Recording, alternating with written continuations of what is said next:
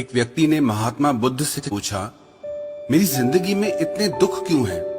इतनी तकलीफें क्यों हैं? इतनी परेशानियां क्यों हैं? तो महात्मा बुद्ध ने उससे कहा, बताओ तुम्हें कौन सा दुख है? उसने कहा, मैं अपने कितने दुख आपको बताऊं? मेरी पूरी जिंदगी ही दुखों से भरी हुई है। जो मेरे रिश्ते हैं उन रिश्तों से भी मैं दुखी हूँ और मेरे शरीर में भी बीमारियां होती रहती है। एक के पीछे एक दुख लगा ही रहता है।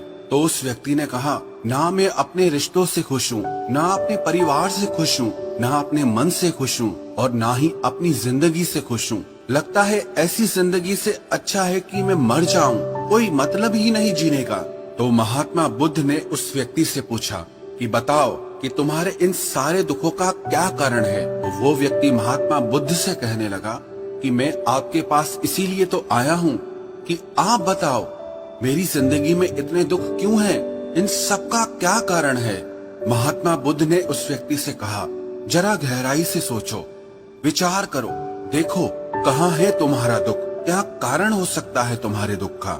उस व्यक्ति ने बहुत सोचा, पर जब उसे कुछ समझ नहीं आया तो बुद्ध ने उसे उत्तर दिया कि तेरे सारे दुखों का कारण तू ही है। तेरे मन की आसक्ति है, तेरे मन का मोह है। बुद्धा का एक प्रसिद्ध कोट है जो आपने भी सुना होगा, the root of suffering is attachment. आपके सारे दुखों का कारण आपका मोह है, आपके मन का अटैचमेंट है, आसक्ति है। तो उस व्यक्ति ने बुद्ध से कहा कि मैं समझा नहीं कि मेरे मन का मोह हर दुख का कारण कैसे हो सकता है। तो महात्मा बुद्ध ने उसे 3 छोटी छोटी कहानियां सुनाई।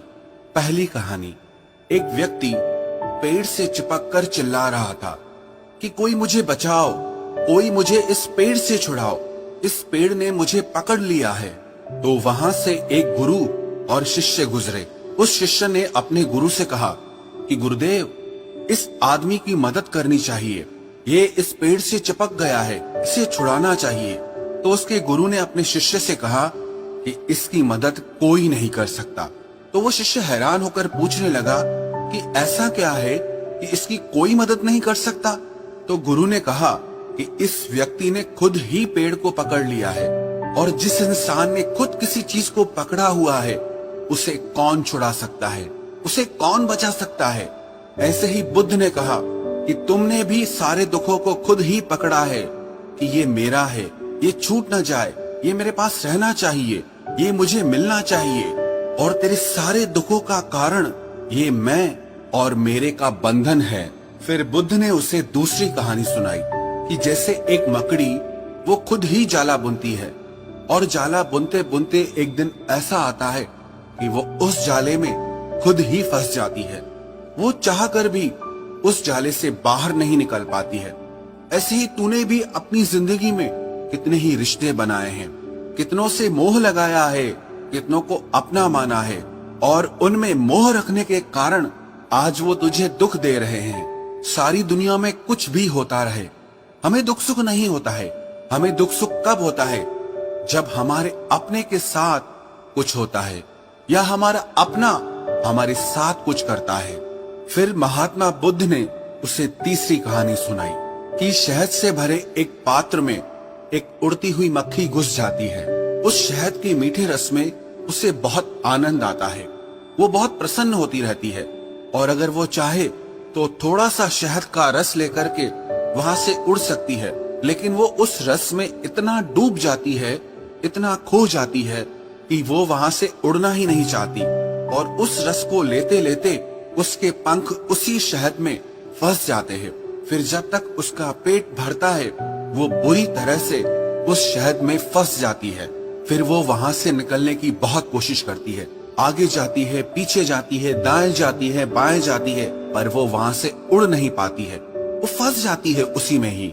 ऐसे ही तूने भी अपनी जिंदगी में जिन रिश्तों में आनंद लिया, सुख लिया, शुरू शुरू में तो तुझे बहुत सुख आया और आज वही रिश्ते तुझे दुख दे रहे हैं। ऐसे ही जब कोई व्यक्ति जब स्वास्थ्य की परवाह ना करके स्वादिष्ट रसों के पीछे पड़कर कुछ भी खाने लगता है तो आगे चलकर उसका शरीर खराब हो जाता है, उसके शरीर में रोग आ जाते हैं। ऐसे ही जब मन संसार की बहुत सारी आशाएं कर लेता है, तृष्णाएं और वासनाएं कर लेता है, तो उसके मन में धन का लोभ आ जाता है और फिर चाहे उससे कितना भी धन मिलता रहे, उसकी तृप्ति कभी भी नहीं होती। वो हमेशा धन से अतृप्त रहता है और फिर इससे उसके मन में दुख का जन्म होता है। फिर उस व्यक्ति को एहसास हुआ कि महात्मा बुद्ध बिल्कुल सही कह रहे हैं। यही वजह है मेरे सारे दुखों की। मेरे सारे दुख मेरी ही वजह से पैदा हुए हैं, मेरे ही मन के मोह से, अटैचमेंट से पैदा हुए हैं। फिर उसने महात्मा बुद्ध से दूसरा प्रश्न किया कि आपने मुझे कारण तो बता दिया, अब मुझे इसका उपाय भी बताइए। महात्मा बुद्ध ने कहा, अगर तुम सारे दुखों से पार होना चाहते हो तो अपने मन को मोह और वासनाओं से ऊपर उठाकर प्रेम और संतोष से भर दो, क्योंकि जिसके हृदय में प्रेम और संतोष का दिया जल गया, उसके मन से मोह और वासनाओं से जन्मे हुए दुख का सारा अंधकार ही दूर हो जाता है। हालांकि ये बात कहने में बहुत आसान है, लेकिन करना बहुत मुश्किल है। लेकिन जो भी व्यक्ति महात्मा बुद्ध के इस उपदेश को समझ गया ना, वो सारे दुखों से पार हो जाएगा। यही कहानी हमारे भी जीवन की है। हम खुद ही रिश्ते जोड़ते हैं और बाद में खुद ही रोते रहते हैं। हम खुद ही प्रेम बढ़ाते हैं और बाद में खुद ही दुख पाते हैं।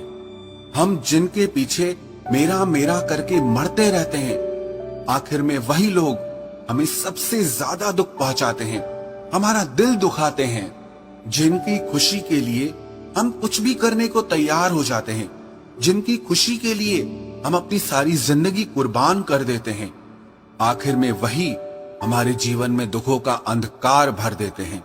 चाहे वो हमारा परिवार हो, हमारे मित्र हो, हमारी संतान हो या कोई भी रिश्ता हो, जहां पे भी हमने मन के मोह के, आसक्ति के, अटैचमेंट के धागे बांध रखे हैं, आप गौर करना, आपके जीवन में सारा दुख वहीं से आ रहा है। तो जो उपाय महात्मा बुद्ध ने उस व्यक्ति से कहा कि मोह और वासनाओं को त्याग करके अपने हृदय में प्रेम और संतोष को भर दो, इस छोटे से उपदेश को अगर हम भी अपनी जिंदगी में उतार लें तो विश्वास रखना, हम जिंदगी के सारे दुखों से अवश्य पार हो जाएंगे।